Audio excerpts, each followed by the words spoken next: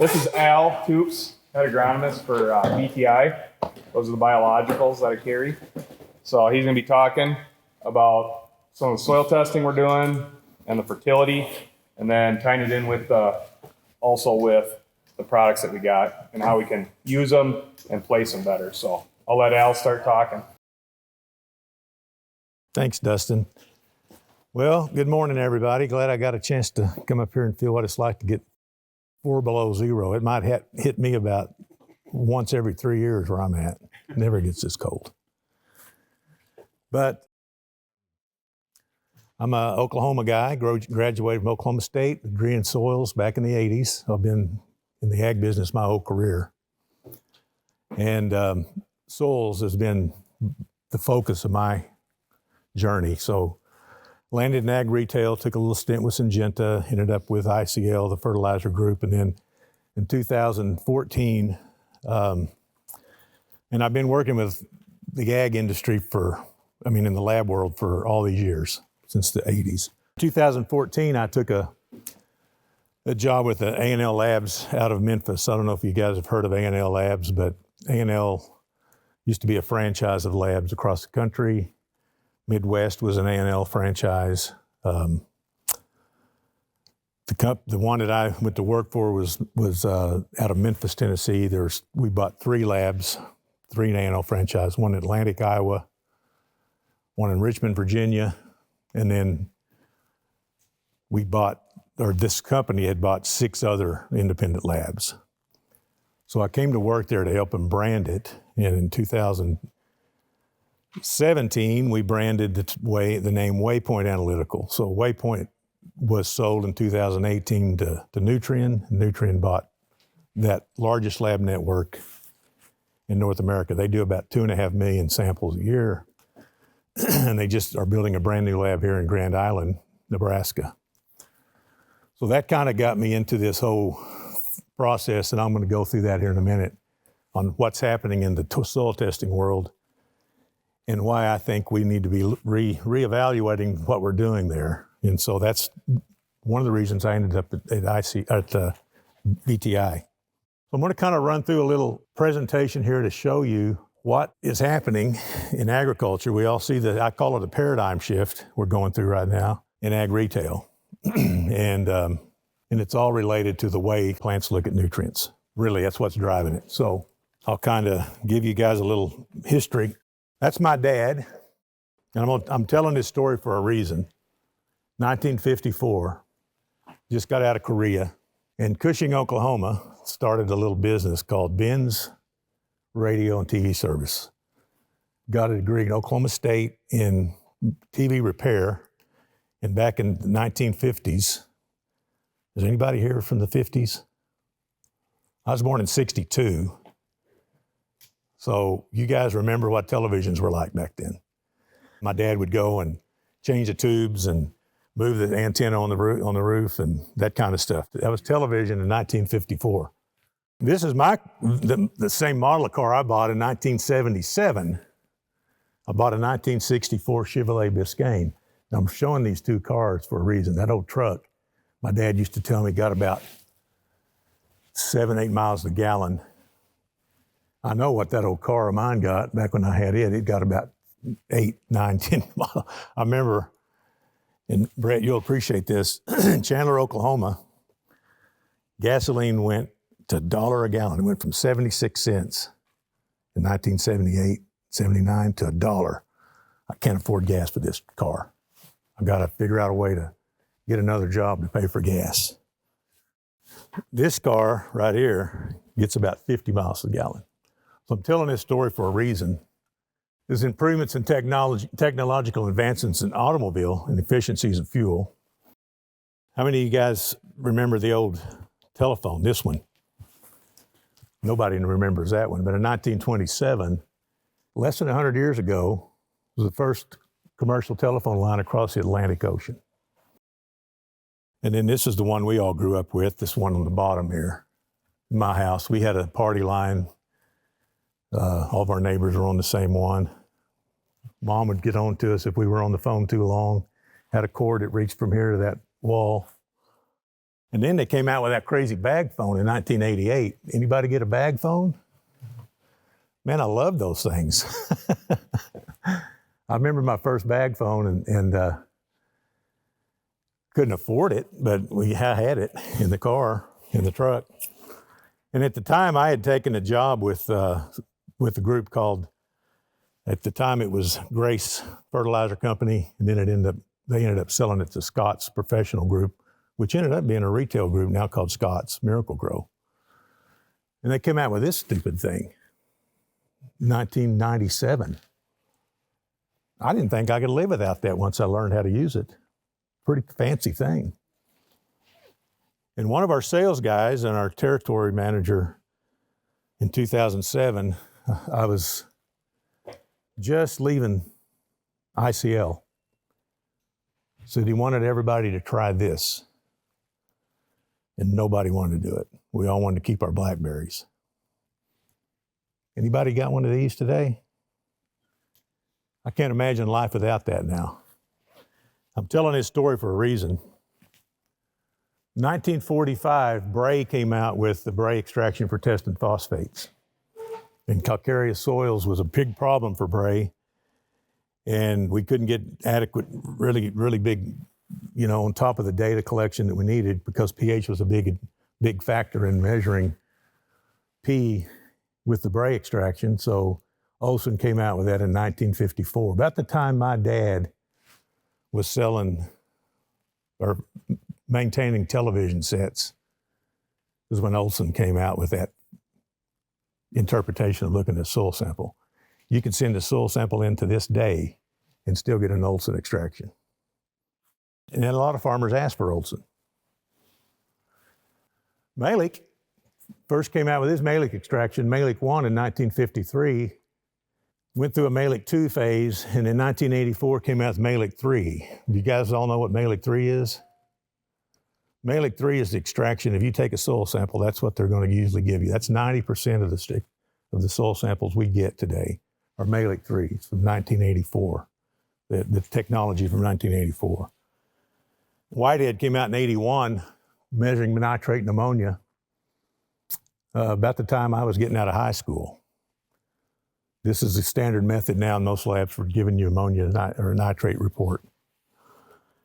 And then Haney came out in 2012. Now, Rick decided something a little different. He says, why are we using all these strong acids to test soil nutrient availability when we need to look at the environment the plant's growing in? So he developed an H3A extraction, which is 3 organic acids, which more closely resembles the exudate from the plant, and water.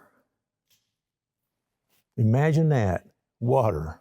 Now we do saturated paste, but plants are experiencing water every day. That's what we need to be measuring to see what the available nutrients are. Why did it take 2012 to figure that out? There's 10 million soil samples produced every year in North America, and the lab world really is only about 7 major players. Just at Waypoint, for instance, they're doing 2.5 million samples out of that lab. Majority of these, I would say 80% of those all come from ag retail, Nutrien, Helena, Wilbur Ellis, Simplot. Some of the other ag retailers probably produce the majority or do most of those samples. There is no standard testing method. You could send a sample from this field right here to Midwest Labs and send another one to ag. What's the one up here you guys have? Up in North Dakota. Can't think of the name of it. Or Servitech or Waypoint, they'll all be different. There is no soil health test methods.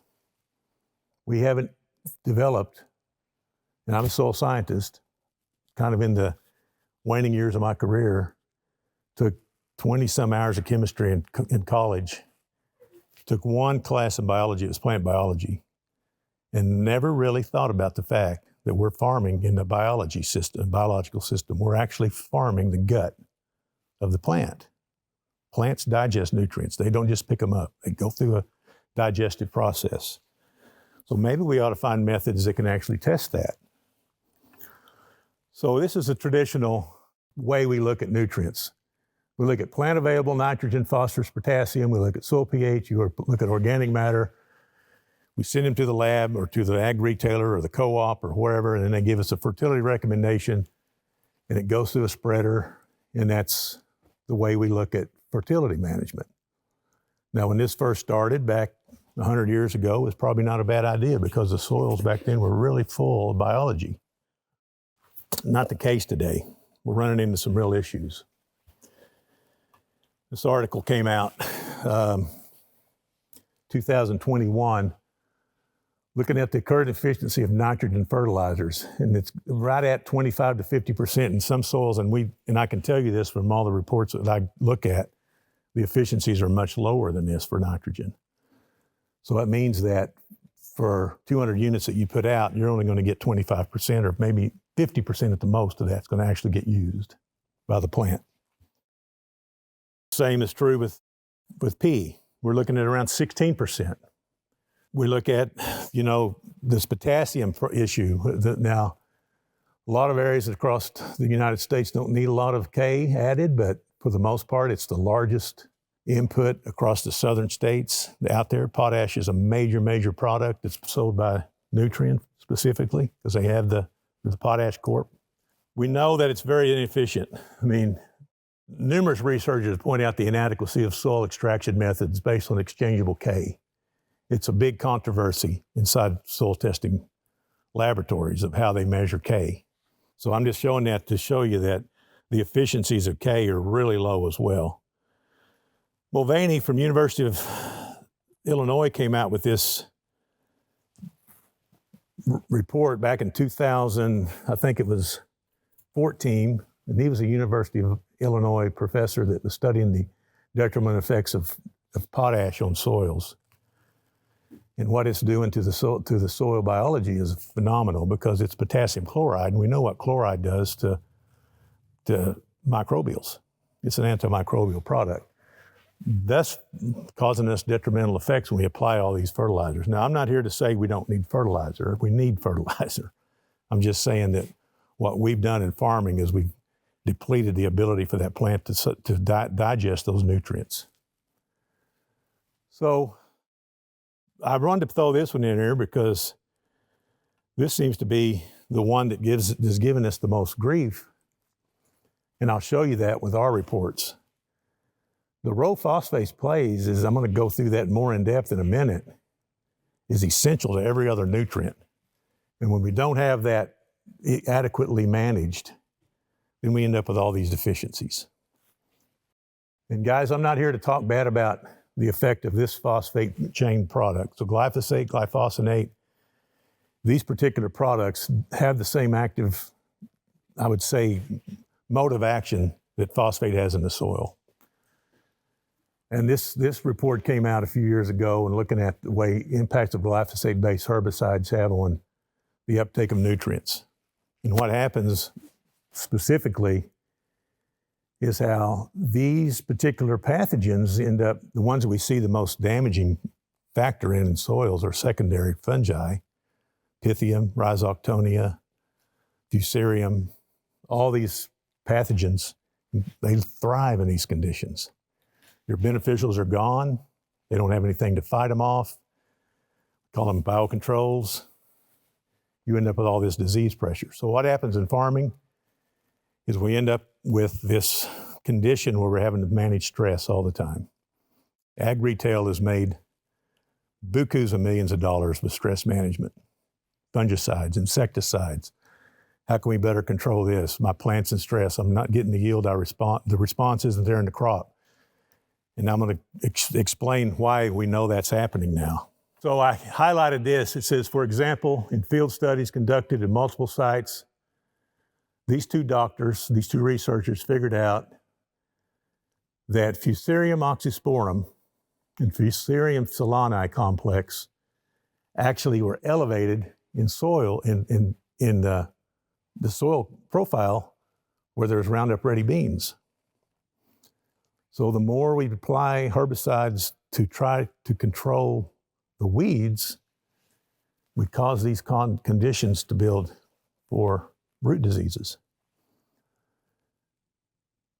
And we're beginning to see resistance. A good one you guys see a lot of up here is water hemp or amaranth, resistance to Roundup. And the reason why is because that particular plant doesn't require microbial colonies to feed the soil, to solubilize the soil nutrients. It's one of the very few plants in the world that discovered that doesn't need mycorrhizal fungi to solubilize soil nutrients. So it's there trying to help solubilize nutrients because beans aren't native to this ground, neither is corn. What happens is we use herbicides to control the weeds, and we end up causing deficiencies with nutrition and build all these pathogens. Now I'm just making you aware of it just to know that this isn't the end of the world. We're not all going to have to just throw a red flag up and say we're done, or a white flag. There are solutions to this, and that's what BTI is about. This came out in the middle of December. I just wanted to put it up here. Newsweek magazine came out and said that grocery prices are set to rise as soils become more unproductive. You know, it's just becoming more and more and more a topic of concern in agriculture. This theory is the common theory we've really taken on as the model for how we understand nutrition uptake. With Justice von Liebig came out in the 1800s with this law of the minimum. And you guys have seen this, right? Most of you? Well, it's the standard model for agriculture. It's the one that most ag retailers use to show that whatever your shortest or your most limiting nutrient is going to be your maximum yield. And they begin to look at this in the, 1950s. Nitrogen was not a solid nutrient. You could actually apply ammonium nitrate and get these big bumps in yield. But the developer, the guy that invented this theory himself in 1843, and I highlighted his comments there, realized how big a mistake this was. He realized that his actions against trying to improve nutrient uptake by looking at the most limiting nutrient was probably the boon that was causing all these problems. And it is today. I see it now. And I've been 40 years in the industry looking at soils. I can tell you that we've overlooked the fact that soil is a digestive system. It's not just a substrate to exchange nutrients. So he said, when a chemist makes a mistake in rating agriculture fertilizers, don't be too critical of his errors, because he has based his conclusions upon facts which he can't know from his own experience, but rather as taken from agriculture text as true and reliable. And I can tell you that. If you go to University of Minnesota or Iowa State, Oklahoma State, they're all going to give you fertility recommendations on what your fertility use ought to be, and it's based on text and information that aren't really reliable. And we're finding that out the more we look at this stuff. So I want to talk about the effects of soil metabolism and the difference between conventional tests and fertility requirements and how this leads to excessive fertility. Now, I'm not just saying that. I want to show you that with data, what these excessive fertility levels can be, and how we can improve metabolic health and biological functions, and how this increases better efficiency of the nutrients we pick up. Healthier soils require fewer fertility inputs, because we want to be able to increase what I call the efficiency, the nutrient efficiency standard. And how can plants better efficiently pick up nutrients? Our approach at BTI is we want to have evidence-based decisions for improved product placement. And we want to base these applications based on soil and plant testing. And then we know that more information leads to better decisions. That's just our backbone and why we look at this. So you'll hear a lot about functionality. We have a soil test we call a soil functionality analysis. And the whole reason for that is I want to look at five different activities or 5 different indexes, and we'll talk about those in a second. But how we want to look at what is the soil solution, what is decomposition, and what is that plant's appetite. And we want to look at soil biology. That's a big, big deal. The soil is a digestive system. and nutrients are cycled into the plant via the metapodic pathway. And we know that now. We have documented facts. It's provable with just the way things are. Every biological living organism on the planet picks up its nutrients through a digestive system. Just like you, just like me, that plant has the same process. The root system is the storehouse where the gut, that penetrates the gut, that is the soil. And I don't want to just talk about nutrients. We want to talk about organic acids. We want to talk about fatty acids. We want to talk about lipids and sterols and alcohols and sugars and all these organic compounds. And how can we get better response by looking at nitrogen, phosphorus, potassium, calcium, and sulfur? Instead of those being the primary focus, I want to look at what causes those nutrients to become available and how can we get them better, I would say better digested. So I call it BaSiCDowN. And all of our reports kind of look at this first. So the first thing I look at when I get a soil sample is balance. What is the fungi to bacteria ratio? What is the carbon to nitrogen ratio? If that's out of balance, it's just like the front end of your car. If your front end alignment's out of balance, the whole car is in trouble. We got to get this in balance. And then I want to look at what stress levels there are. Usually when it's out of balance, you'll end up with secondary problems. It leads to stress. When I talk about stress, just like I was talking about Pythium and Fusarium and Rhizoctonia and all these secondary fungal colonies, we got to be able to help the plant have less stress. And that's done by understanding how carbon works. Plants have this unique ability to create carbon through photosynthesis. It's the driver of all life on the planet. Just on an acre of corn in the middle of summer, let's say July, the calories produced per acre is equivalent to 80,000 people's calorie consumptions in a day. That's 200 plus million calories a day. That plant is producing sugars going into the soil, not feeding good quality, not feeding good biology because we've displaced it all. That's the starting stages of carbon. Carbohydrates, sugars. These are the carbon sources that feed the biology. This is the carbon sources that feed our gut microbiome. Same thing. If that's out of balance and we don't have good carbon cycling, then we end up with disease. And disease is a secondary problem, what I would call it's an effect of a mismanaged cause. This is becoming a major issue. I mean, when I was young, we never sprayed fungicides, rarely. And now guys with corn are spraying 2 and 3 times a year to control tar spot and southern rust, and on soybeans, white mold, and all these diseases that are beginning to attack it. And then what do? We go in and we spray fungicides that do more detrimental damage to our soil biology. I'm not saying don't use fungicides. I'm just saying that's what our systems got us trained to do. You know, it's a big business for ag retail. And then the last thing I look at is nutrients. So you can see BaSiCDowN, balance, stress, carbon, disease, nutrients. And that's the way our reports are developed. I'm going to go through that now a little bit. So I just put this up here as a comparison just to show you what we look at when we're looking at balance. If you can see at the top, that first circle, I look at two different indexes when we look at balance for fungal colonies. There's a cycle called the rhizophagy cycle, and what that happens is when a new embryo, talking about a seed, sends out that radical, that first experience into its environment in a native wooded area, there's usually mycorrhizal fungi sitting in that environment ready to protect that seed as it begins to develop its life cycle.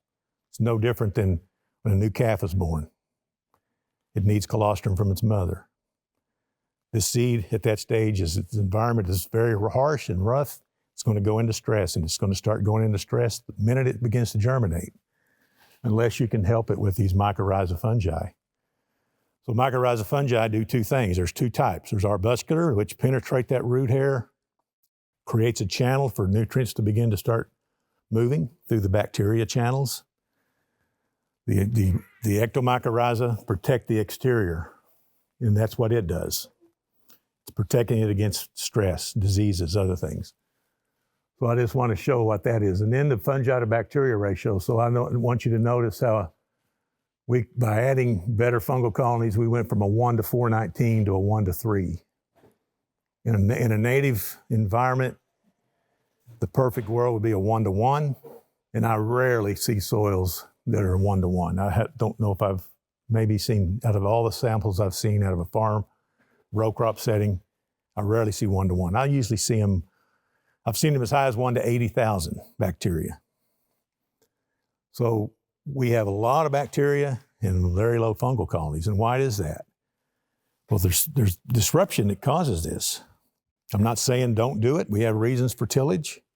We have reasons for spraying glyphosate and glyphosate. But you see what that does to our fungal colonies? There's just a lot of salts, anhydrous, specifically potash. These all destroy fungal colonies. I'm not saying don't do them. I'm saying if you do them, we have ways to help. We need to inoculate and bring them back. And that's what Dustin's products are. That's what we sell, is ways to inoculate and bring those colonies back. And then I put this bottom one on here to show what a functionality analysis is and why balance is such a big piece of why we look at when we look at a report. And then look at the carbon nutrient pathway, because carbon is a nutrient. I just explained this, the way ectomycorrhiza works and the way those fungal colonies affect that root hair and why they're a valuable piece of what we do in agriculture. And then there's the rhizophagy cycle. So that's it in more detail. So micronutrients are favored in oxidative extraction in the soil. You guys tissue sample? Send tissue samples in?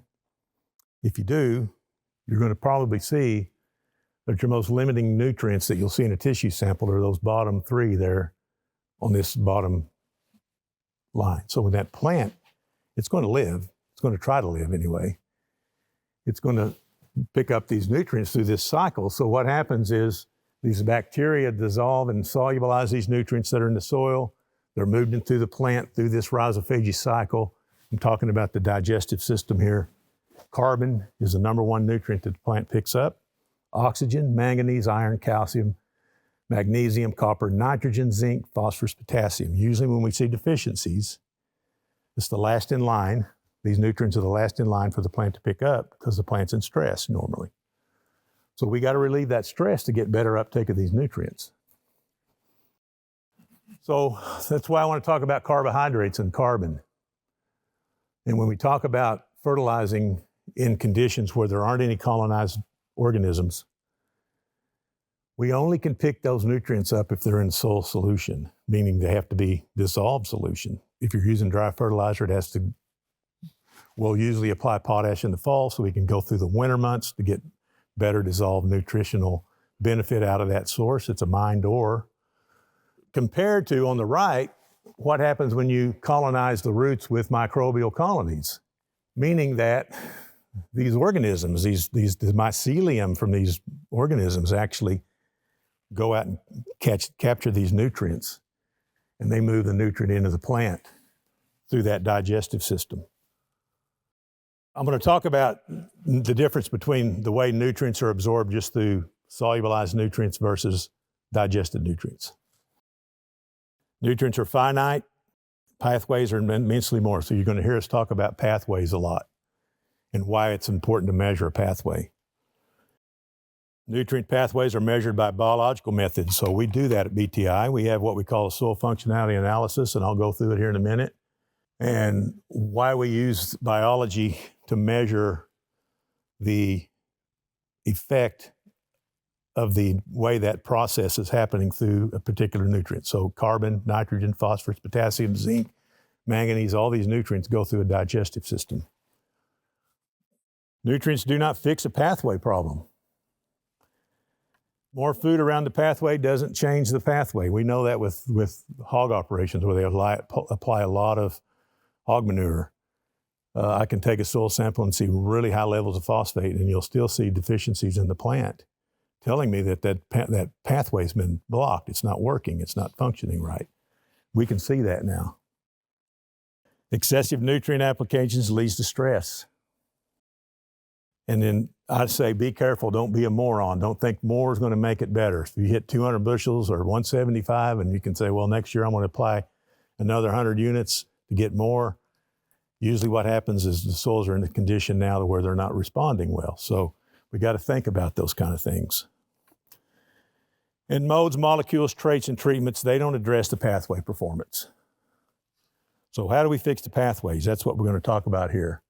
We'll call this soil test a soil progress report, and we call this a soil functionality analysis. And that's kind of what I'm going to go through now and show you how we look at that and how we place products based on this test. So the first thing I want to look at is a total nutrient digestion.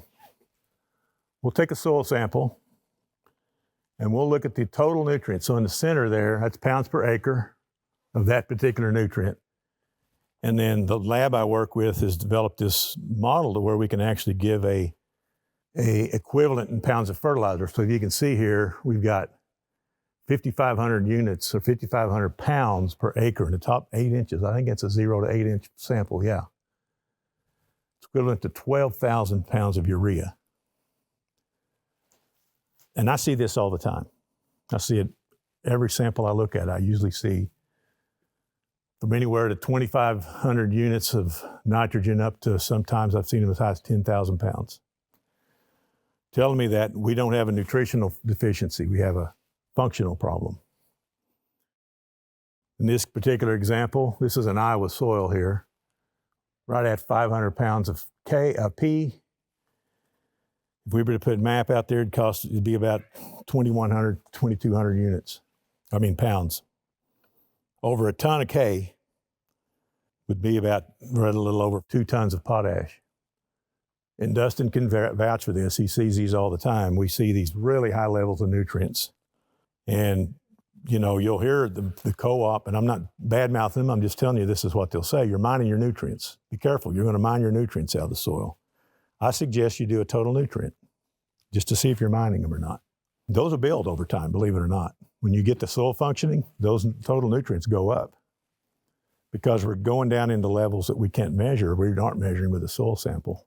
Usually going down 6, 8 inches when those nutrients are coming up from lower elevation or lower horizons in the soil.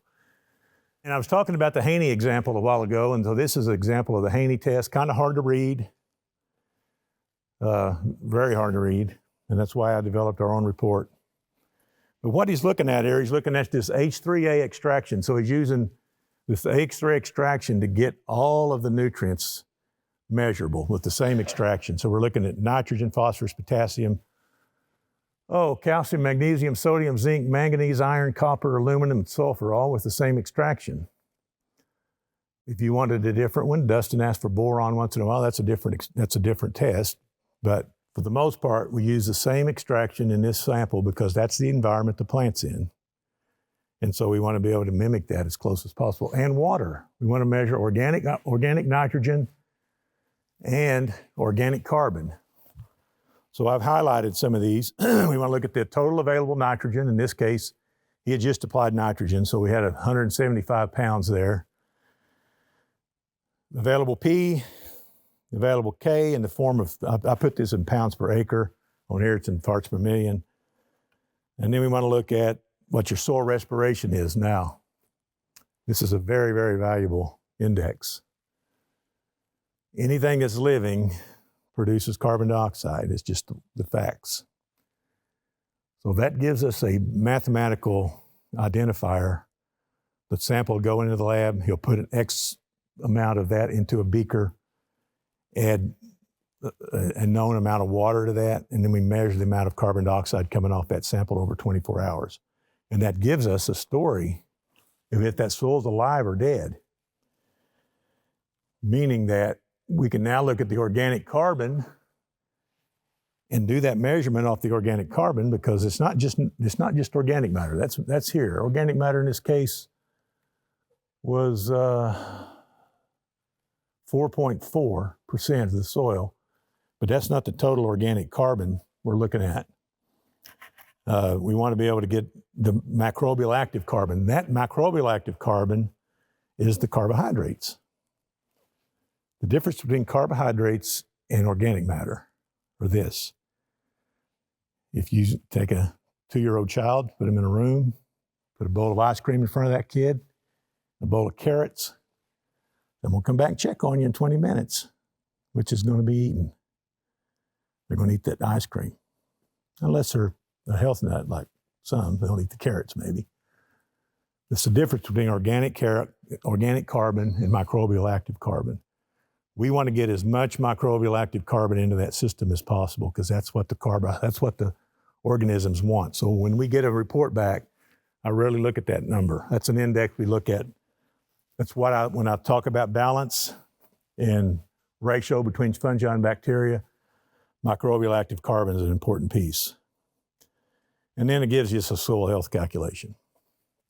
Now, up until 2018, this is really the only soil health calculation or soil health sample or method we could actually kind of count on as being realistic. In 2018, I was working for Waypoint and was doing a project with Bayer with a product they call Serenade. It's a bacillus strain. It's a fungicide that Bayer sells. It's a bacteria. And I was at Woodland, California, and we were there looking at soil testing, looking at conventional model. It's hard to use biology and measure the soil test or soil with a chemistry extraction because it doesn't change much. So there was a group there out of Europe that was measuring the soil with a DNA extraction, looking at ITS-60ness, taking a soil sample and checking what the functions were by looking at fungi and bacteria. I was enthused by this because now we could give a better insight into how the plant is actually digesting its nutrients. So they call this report a B crop report, and this is an example of it.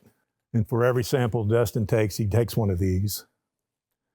And what this B crop report will tell you is it'll give you the fungi to bacteria ratio. It'll give you the stress adaptation. I'll show that on the next slide. And then it shows these nutrient pathways. We're not looking at the nutrients, so don't think about nitrogen, phosphorus, potassium as being good because it's blue. We're looking at the colonies in this soil sample that cycle that nutrient. So when you're looking at a database of 27 million organisms, science is to the point now that we understand what bacillus does and what trichoderma does and what these organisms are doing. So now we can have a better understanding by looking at a soil sample. Are we trapping the nutrients? Are we moving the nutrients? Are they going into the plant or are they staying in the soil? I know they're staying in the soil because I see the total nutrient levels rise over time. If we can get these opened up, then we'll get to start utilizing those nutrients that are trapped. And usually the number one nutrient that seems to be the problem is this carbon cycle, because carbon requires a digestive breakdown of residue. So plants love processed nutrients.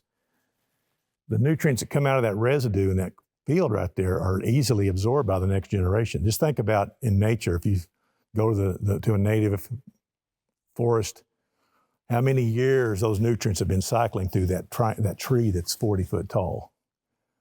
They're not out there putting fertilizer on that. Those nutrients are broke down by fungi. Usually you'll see mushrooms if that tree's dead. It's breaking down that carbon. It's recycling those nutrients. The bacteria in the soil is helping the next generation pick them up. So that's what that first pathway is, that carbon pathway. We're looking at the cycling potential. So fungi is our most limiting organism in the soil, in farm soils. It seems to be the one that we have the most issue with trying to build back. And it's usually affected by the carbon, and phosphorus being the second one. Fungal colonies can help phosphorus move as well. So what we also look at in a soil sample is what kind of diseases may be there. Remember I was showing you earlier how we have fusarium. Almost every sample I get in If it's a bean sample, that is a soybean sample, Falsifusarium, or Alcipithium, or Alcirhizoctonia, at high risk levels. Showing exactly what that study showed me is that we have killed our beneficial our fungal colonies, and these secondary ones are coming in. So here's how nature looks at this. It tells us that I'm going to use fungi to break down carbon. You're not going to stop me. I'll do it like this, or I'll do it with you helping me inoculate. But if this is the case, then what it does is it kills that plant. That plant begins to decay, begins to die, and begins to try to build this balance back. So what we got to do is we got to work with it and not try to fight it. If you come in and spray a fungicide, it'll work for a time, but then over time, you'll get more and more and more pressure from these fungal colonies, from these pathogens. And every one of these pathogens are fungal pathogens. I won't see very many bacterial diseases. There's some, but not like I do fungal colonies, fungal diseases. You know, that's why I circled Fusarium here. It's a major problem in ag. And then I look at the stress levels. Is that plant going to build hormones? Are we getting stress adaptation? Are we getting better stress adaptation? Traditionally, because the plant's in stress all the time, the soil's not helping us relieve stress. So we developed a report called the Soil Functionality Analysis using all three of these that I just showed you. Total nutrient, available nutrients, or soil health, which just comes off the Haney test, and then the pathway piece, or the biological piece that comes off the B crop report. And we combined it in one report. So here's what a sample would look like. It's going to give you the total species at the top. It's going to give you a carbon-nitrogen ratio. It's going to tell you that microbial active carbon piece, organic matter, pH, and then a soil health score. So you'll see that pretty quickly change as we begin to start looking at how we can better create an environment to reduce stress, hey Brent, and help that system better digest nutrients. Then we'll give a stress analysis. Both of these indexes come off of the B crop report. Disease, look at what kind of biocontrol agents are there. Are there natural agents there to help fight disease? What is our disease risk? And then these nutrients. Now, I don't have all the nutrients on here. We just want to apply the ones we really focus on the most. That center gauge is the percentage of how open that pathway is in this soil sample. Total nutrients on the left. See, there's 6,600 pounds of nitrogen in this particular example, and only 46 pounds available, meaning that that plant's going to be in a deficient state. We got to apply some nitrogen probably in a way that's solubilized and help it out until we can build the system up. But 76% of the pathway is open, so it's not going to be the most demanding nutrient, not like phosphorus or potassium. In these cases, these are all pretty good. I can show you examples, and Dustin, I think we got some of yours here to show of what happens when you have blocked pathways. So if you notice the date, this is a basic report. So we do one we also have a report without the genomics test. It's the first thing we do until we get a genomics test. But on the left, here's a field that was pulled in October of 23, and then the same field was pulled in October of 24. Yep. Same spot, same field. So this was the one on the left, that would have been last year, and then this would have been this year after we applied in furrow with, and we can talk about the products that I used in furrow, but we really started using Innovate to start to bring those fungal colonies up, and that's what we're able to track now and see that we're using these products to change it as far as where the microbial. So this one didn't have any biological products applied to it when this was taken. This is after 1 year in furrow. You can see the microbial active carbon went from 19.4 to 70.86. And see. Respiration? Respiration went from 70 to 137. 40. Or yeah, 40. 40, yeah. 137. So, and were these some you had that you're waiting on our genomics test on? Yeah, for the complete. So, and I can tell you that I'm not too worried about a nutrient like this potassium levels at 32 pounds, phosphorus at 24. Those are all soluble. We're measuring soluble nutrients here, so that's not that big a concern with me. You'll probably apply some liquid fertilizer in the spring to help build those numbers up. And then with the way we use Activate and KFOS and Innovate in our products, all we're trying to build is a better efficiency. And the better efficiency is built when you build a better soil health. So his soil health score went from a 9.6 to a 16.7 in a year. Organic matter went up. I mean, people say, well, you can't change organic matter. I'm telling you, I see it happen every time I look at comparative studies. Organic matter is affected. Also, something else to note too, both phosphorus and potassium increased after 1 year on the total. Yeah. Total pounds. Yeah. Yeah, we're not mining any nutrients. Now, I'm put this study in here because this is another one of our friends out in western Kansas. It's an irrigated cornfield. That's a yield monitor. And he's had this problem for 15 years with that cut across there, that diagonal across the top. That's about 90 acres. And his yield is 0 in some of those areas of that field. And he said, Al, I got to have some help here. I don't know. I've tried everything to fix this. More fertilizer, more carbon. He's thrown everything at that. So me being the SFA guy, I said, let's go pull some samples. So he's got really good soil in that area that's not the cut. You see it there. He's got a soil health calculation of right at 30. Look at his phosphorus number. 1,000 pounds, 30 available. Great respiration. I mean, 270. But the cut, 4 units, 4 pounds of phosphorus. Microbial active carbon is 32, respiration 70. Now he's going to be the first guy that came out with this, and he just called me last week to say he's getting a variable rate equipment that can put variable rate biology on that farm. And I love that.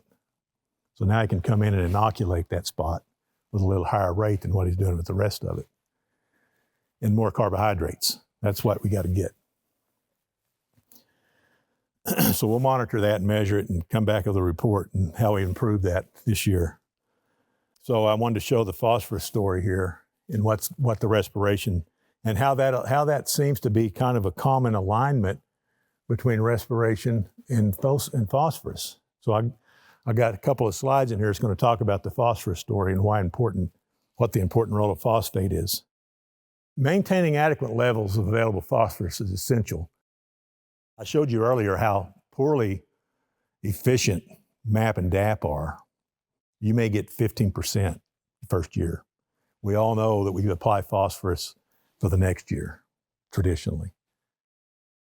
And this has been a problem for many years. We know the efficiencies are very low. And how can we better address it? It's a vital component. It's a chelator. So almost every element, specifically metals, zinc, iron, manganese, magnesium, are all tied up by the phosphate in the soil. Everything makes a phosphate. So if you do get available phosphorus, it usually attaches to another molecule. Well, how can we break that off? So that's the role that it's an essential plant nutrient. If you remember when I was showing you the oxidative states, it's one of the last nutrients the plant will pick up if it's in stress, and it's usually the one that's causing us the biggest issue. It's not nitrogen. It's a key component in photosynthesis and how energy is transferred and how cell division happens and cell enlargement and transfer genetic information. And it's funny that glyphosate and glyphosate both mimic the phosphate molecule. They do the same kind of activity. So we end up with these phosphorus issues all over the place. And these phosphorus issues are the leading cause of why we have all this stress. Really, it's not, and I'm not trying to downplay it. I'm just saying, if you're going to use glyphosate, then make sure you inoculate, because inoculation is how we overcome that. Inadequate phosphorus increases water use efficiency, improves the efficiency of nitrogen, contributes to stress and disease resistance. So 3 years ago, we developed a product specifically for this imbalance. We call it K-Phos. It's a product that we are beginning to really see a huge uptick on because it's a major impactful product. We usually put that down, we'll see immediate results of how that product works to help better absorb phosphorus. Plant roots can only acquire phosphorus when it's dissolved. So the only way phosphorus gets into the plant is through the digestive system. I mean, that's how it happens. And usually we can't mix it all in one container. It would be nice if we could, but they just don't. The soil biology doesn't work that way. They have different modes of action. Phosphorus is more of a cationic type molecule. It's very similar to potassium in the way it's absorbed and taken up. Totally different than nitrogen. Nitrogen is an isotope. It can be in both ammonia and nitrate, the different colonies that do the nitrogen, than ones that do the cations. And we're just learning about this much of this science. But it's intriguing to me to see that we can actually come in and help fix this with conventional equipment that we have now that's putting out liquid products. Since concentrations are usually very low in the soil solution, that's what we see when we take an extraction. We don't usually see really high levels of K or P. So we got to figure out how to get better microbial colonies and get these fungi and bacteria to convert these organic phosphorus compounds into inorganic phosphate, which is what the plant needs. So rhizospheric bacteria is a crucial process. And if plants become like that cut I show you, where they're not responding I would call it a more stress-free state. Usually we measure stress by the amount of carbohydrates and the amount of microbial active carbon. Better plant stress adaptation helps with better phosphorus pickup. You can't throw chemicals at it to try to make it better. It just doesn't work. So understanding the phosphorus phosphate cycle is vital. And it's becoming more and more of a you'll see this as ag retail begins to adapt into the ag, I would say into the microbial communities, there'll be more and more phosphate stories coming out. They're already beginning to. Came from Oklahoma, what can I say, with Dust Bowl. I knew what we were in. The soil conservation office was developed because of what happened in the 1930s. And Franklin Delano Roosevelt started the Department of Agriculture. And what we're seeing now is a response to what we're doing to our soils. I would say we're not being good stewards as much as we just got to get a better understanding of how microbial colonies affect the way nutrients are picked up. So we were talking about, and I've done this presentation quite a bit, but this is one of Dustin's fields, and he said, what field is it? But I took it off. But anyway, I can tell by the SFA that it's one you've been working with a while. If you guys look at and this is why this test is important, so we want to compare it. We're not one of these companies that just what I call features and benefits. We want to be able to take a soil sample, put a prescription in place, and then come back and measure it and see if we're improving.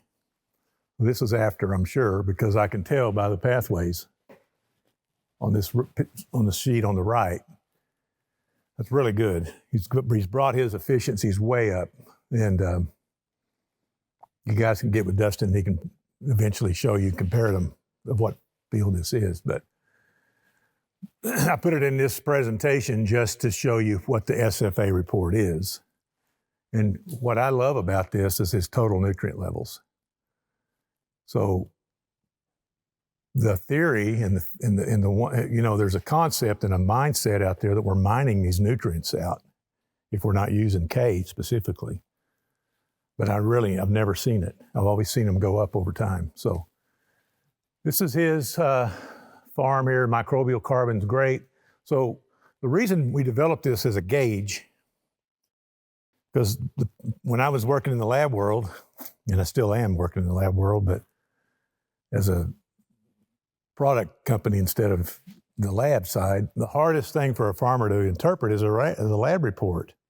Most farmers get a lab report back and they go, I can't read this thing because they're really hard to read. So Brent, who's sitting here, helped me design this report so we can make it like a gauge. Everybody knows what a gauge is. Just look at your dash of your truck. In red, bad, green, good. Why do we want to use different colors? So that's what that red to green is. And it's forming in the gauge so we can show you the totals, if they're going to be moved or not in the center gauge, and the available nutrients. And then the solution. On the right-hand side, we have our product portfolio there to show you what the solutions are and how we fix those deficiencies. So I want to go through a little bit of what, this is my friend over in Fremont, Nebraska, no-tiller. He sent me this picture last year, been using Innovate. And what, I've been preaching about how to bring down that residue and get that residue available to the next crop. So the trapped amount of nutrients in that soil that's above the surface is in the hundreds of pounds per acre. The available nutrients that are trapped in this residue, if we break them down, become available nutrients. And so that was the fungal colonies that he sent me a picture of what's growing there in that corn crop. And it's probably taken, I don't know, it's early season, so I'd say probably May sometime, early June. And then I want to show you, this is another guy I'm working with out of Kansas City that's a nursery guy. He grows about 3 million container trees a year. And the difference between how the function works when you're putting microbial colonies on a potted plant in a container. And this is a treated product, one with our red oak on the side. And look at that petiole coming out of there. This isn't a nutritional deficiency, this is a functional thing. And they grow these plants, if you've ever seen them, why they do this is all grown in the substrate. Usually it's pine bark or some sort of bark, compost, peat moss. But by adding the microbial colonies back, we can really get a better benefit. He sent me this picture of this black gum, treated, non-treated, same thing. So this nursery's using this. This is a quapaw tree. I don't know, there's not many quapaws around here, but we got them in the south. Treated and untreated. Redbud, believe it or not, there's a leaf there in that container, and the treated is on the right. That was the difference in the leaf size. So it's amazing how, when you think of it, when you think of soil, more like a digestive system. I remember when I was younger, it was real common to get an antibiotic for an infection, sinus infection, or now doctors will tell you, if you're going to take this antibiotic, we recommend this probiotic. Because antibiotics are so damaging to the gut microbiome. And we need to have that same kind of attitude in farming. So, I don't know if you guys know what that is, but that's the vault in Atlanta, Georgia for the Coca-Cola recipe. It's kind of a stupid slide I have, but people say, yeah, what is your products? What is it made of? How's it made? I don't know. I just know we have a family of art that's been doing this for a lot of years in the States. How many years have you been selling the products? Yeah. Since 2010, probably. And we've kind of went through some metamorphosis. Now we're going direct. Used to go through private labels. But we have multi-species, microbial colonies. They're specific for the crop you're growing.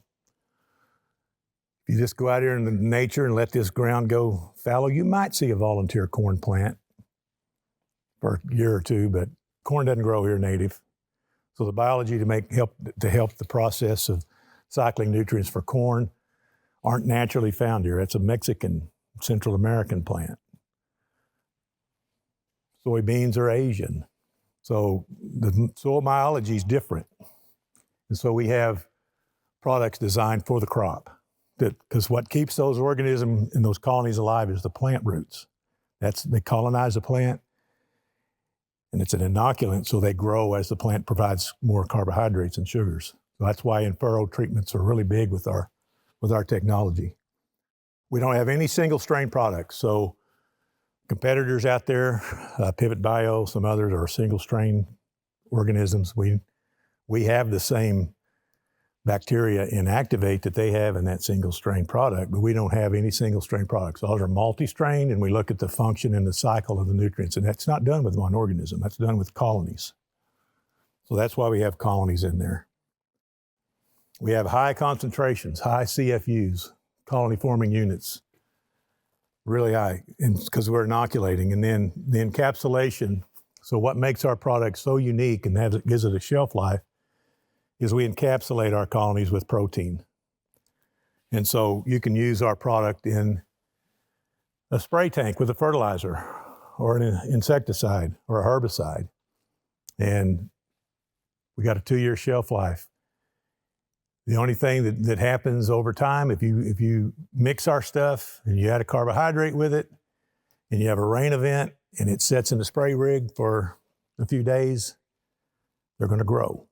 You'll probably have some issues. Dusty he can address that, and he addresses it in his folder here.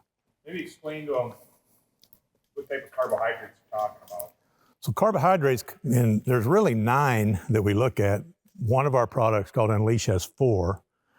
The difference between a cooked carbohydrate in the form of molasses. Molasses is a carbohydrate from sugarcane, usually, or sorghum.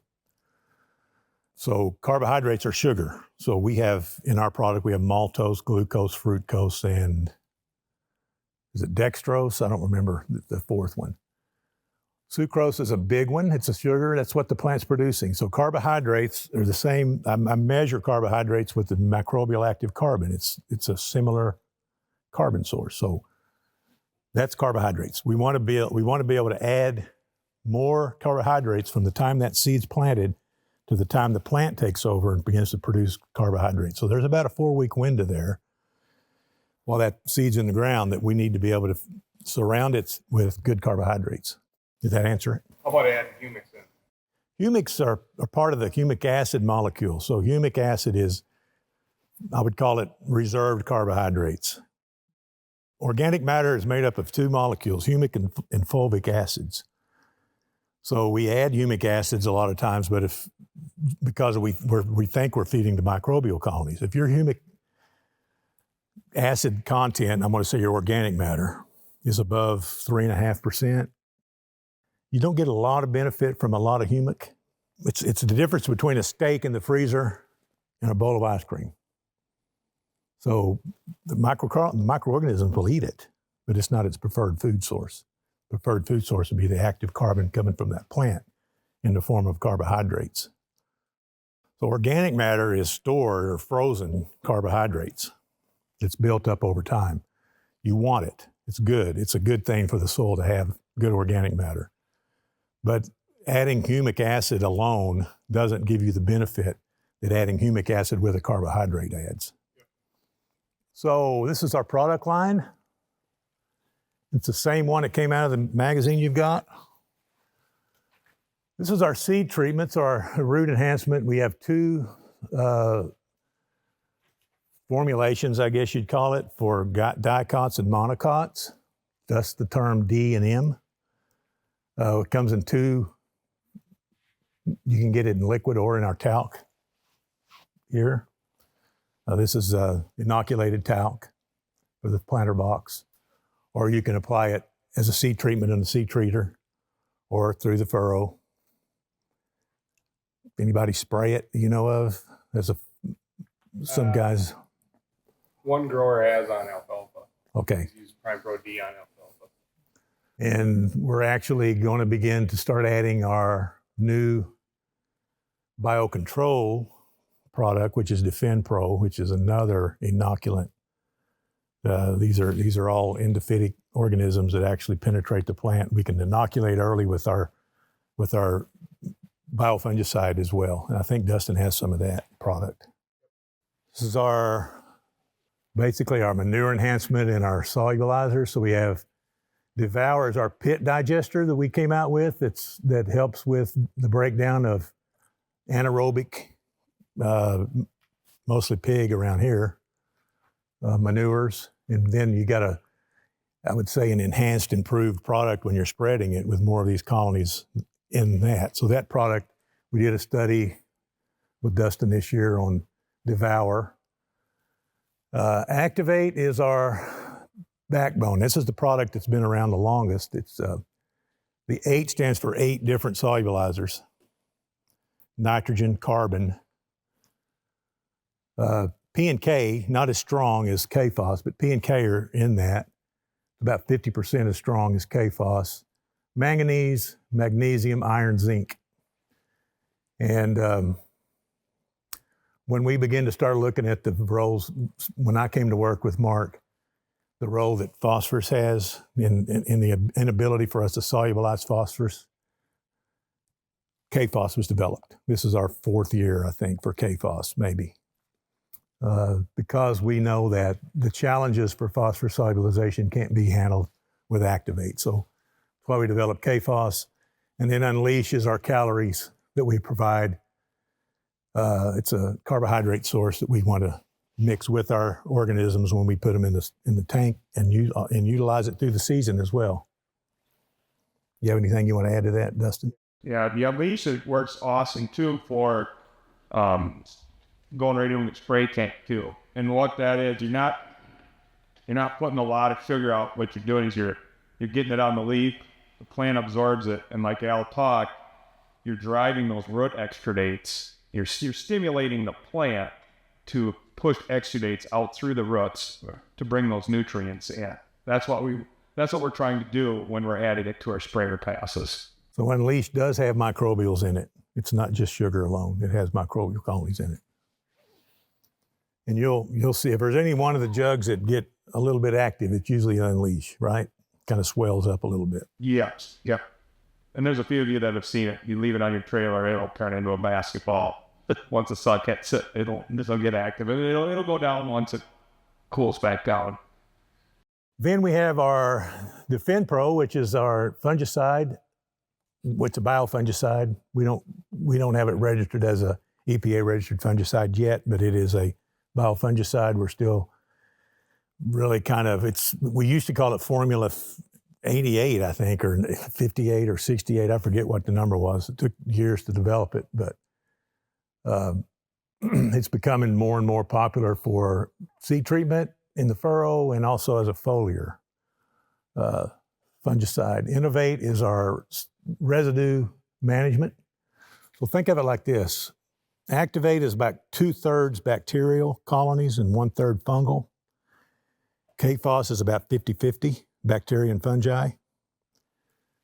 This product is 2/3 fungal, 1/3 bacteria. This is the one that's helping us with all of our imbalances. When I get a soil sample and I see this huge bacteria-fungi ratio problem, I recommend Innovate, and not just in the fall. The picture you saw earlier of the mushrooms growing is a guy that's using this stuff at, I think he used a 16, 20 ounce rate twice in that field to build those back. I started using it this last year in furrows also, and that's where we started to really move the microbial active carbon numbers up, is when we started putting it in furrow. We played around with grades 4, 6, and 8 ounces in furrow. Avi Pro is when we have our reactors and we're growing our organisms, this is an energy source we offer them. It's 90 trace minerals that can be applied as a stress reducer. A lot of times you'll see plants that'll respond to foliar treatments. Usually the plants are in stress in the summer. This is kind of a way to help that plant fight it off until the soil begins to be functional again. So IV Pro is a big one. Cypro is a silica product that we developed that's soluble.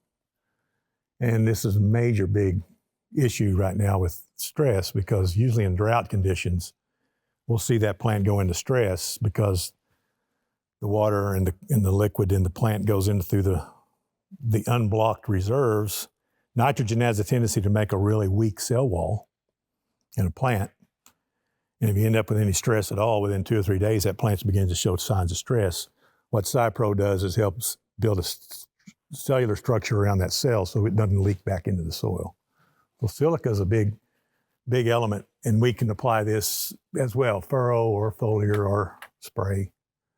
Questions about the soil functionality analysis and why we developed it? Yeah.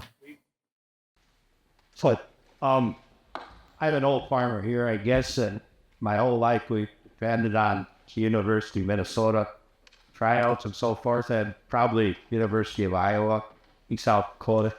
What is their overall look on the bio thing? It's becoming very, very popular. Young students are beginning to investigate it. Yeah, it's a big issue now. I just got back from the FarmCon conference in Kansas City. I didn't see any conventional products there. There was, I think, 7 different microbial biological companies. Are they starting to do test trials? Yeah, that's why we use Wisconsin and Texas A&M. We could do something University of Minnesota. We want these guys to begin to start seeing the value of. I'm an old academic type of guy myself.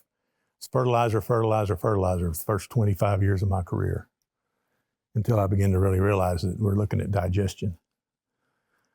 And so it's becoming something that they're looking at. We're doing an Iowa State study. That's going to be coming up. I think Dr. Sam's doing some stuff with him this next year. And it's funny because I was at the Iowa State, and Des Moines River has got you probably hear about it, Brett. It's got this nitrogen issue, and they're raising all kinds of cane with the state. And Iowa State had a symposium. Now, mind you, they're the ones that gave the recommendations out for how much nitrogen to use on a bushel. They're coming back and doing studies now, and they're trying to get participating farmers to do it, to lower the rates of nitrogen. So 1 minute they're telling them to, use 200 units per acre, and over here they're saying, no, let's move that down to 160. The reason I like the Haney test is because most labs don't measure organic nitrogen. The Haney test measures organic nitrogen. Now, you can send a manure sample into a lab, and they'll give you an organic nitrogen number. But what Rick was able to do, and on every Haney test, you'll see it. There'll be what he'll call a credit. You'll see what the conventional nitrogen level is and what the Haney nitrogen is. And it's because we're measuring organic nitrogen. So I think that the majority of these labs are beginning to kind of wake up and go, whoa, the reason we have 6,000 pounds in the soil sample is because of all the years of nitrogen we've been putting out. So I think it's happening. I do. I believe the universities are beginning to catch on. University of Arkansas did a big study with us. So it's the wave of the future. I see it happening. It's a paradigm shift in agriculture. What do you think of sat testing? So I'm working on a new method with a guy out of Florida. So you're looking at nutrients still, right? Just like a tissue sample or conventional tissue sample. You're looking at nutrients in the new tissue versus old tissue, and you're seeing if it's moving or not. There's something to that. You mean a plant will, if it needs nutrient, it'll take from the reserve, it'll take nutrients from the old tissues and move it into the growing part of the plant. But what's more important to me is measuring carbohydrates. If we could have a tissue sample that can measure carbohydrates, amino acids, enzymes, and hormones, then we can actually show how products like this can affect the amount of sugars going into the plant.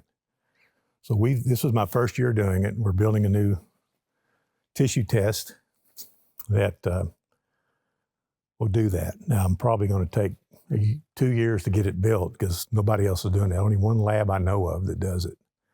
So I took, from Matt's farm, we took corn tissues, sent them down to this lab and compared them to the conventional nutrient levels.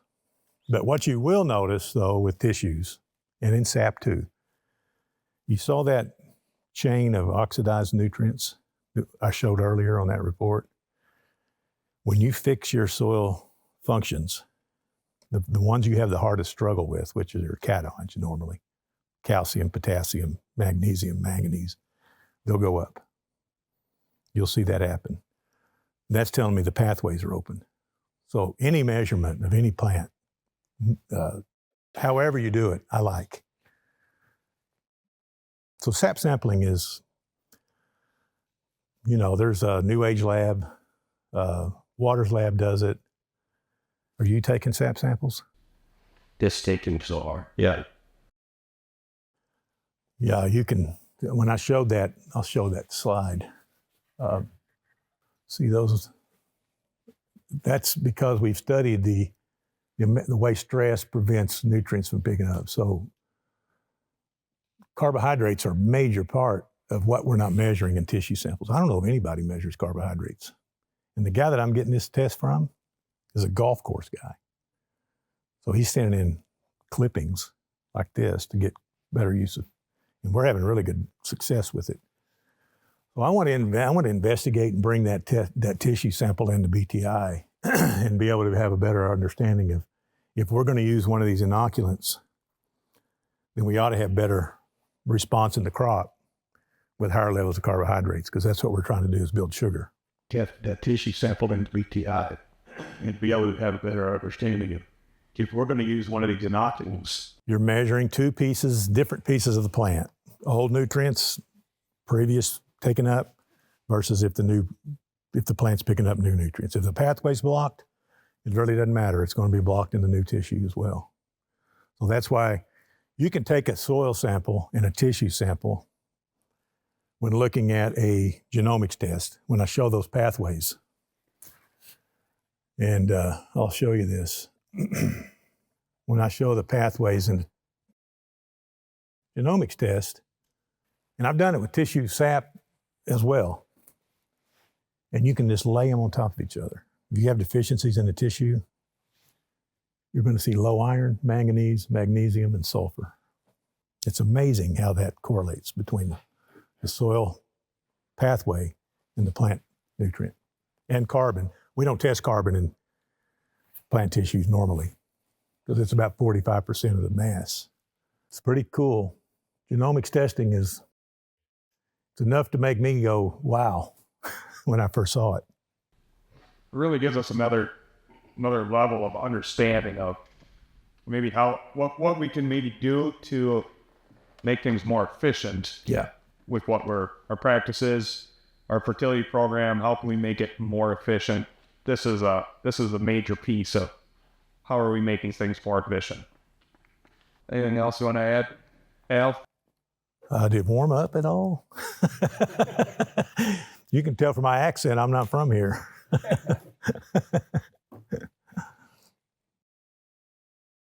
Well, if there's no other questions, Al, thank you. Thank you, guys.